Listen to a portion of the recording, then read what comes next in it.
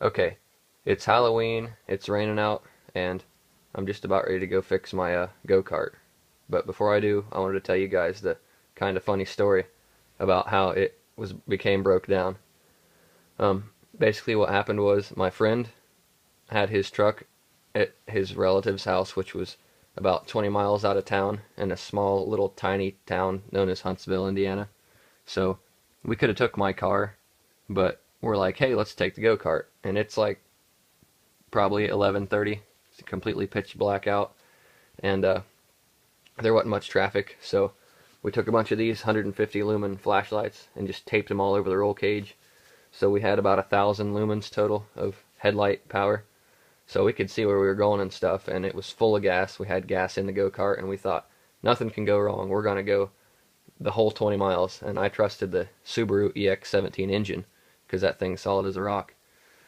So we take off, and we're driving down the country roads. We made it out of town without the cops seeing us or anything. And we only passed like one car the whole time. We make it about 10 minutes down the road, maybe 2 miles or 3 into the little journey. And I'm like, hey, you want to drive? So I let my buddy drive for a little bit. Then we switched back, and we did that a few times. Well, we make it about 2/3 of the way there. I'd say probably 13 miles, roughly.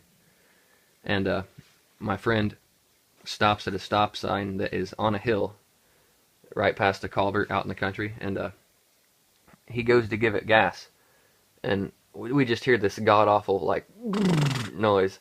And for a second I thought that we had blown the engine up, because I thought, hey, maybe this thing overheated. But then that sound was consistent and the engine didn't die, so I was like, okay, that's not the problem. So we pushed it to the side of the road and got to looking, and I could not find anything wrong with it. So I thought we blew the clutch. So I was like, alright, let's just get in it and rev it up, see if we can get it to engage. And it did, and we could go about 10 miles an hour. And then anything over that, you just hear this noise. So we're like, oh shit, we're totally stranded out here. So we end up calling my grandma to come bail us out of the situation. She took us to his truck. We drove his truck to this random dude's field, and then we picked the go-kart up out of that field. So here is what actually was wrong. It was not the Comet clutch. It was not the engine, thank God. What it was something retarded.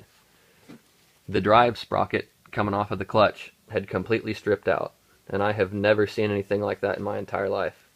I mean, look at this thing. This is the replacement one I was getting ready to put on. I cannot believe that just a 6.5 horse engine caused that much damage to a piece of hardened steel. I mean, that's insane. Just look at the difference. And this is a fairly new kart too, so that just, maybe this one wasn't hardened steel. I know this one is. But I mean, still, those teeth are just, they're just not even there. I thought that was crazy. So there's my story, and if anyone knows why it did that, or if there's anything I can do to prevent that. I mean, surely this one won't do it because it's hardened steel, but I don't really know if you're supposed to keep grease on the sprockets or what. But if anyone knows why it did that, please let me know. Thanks for watching.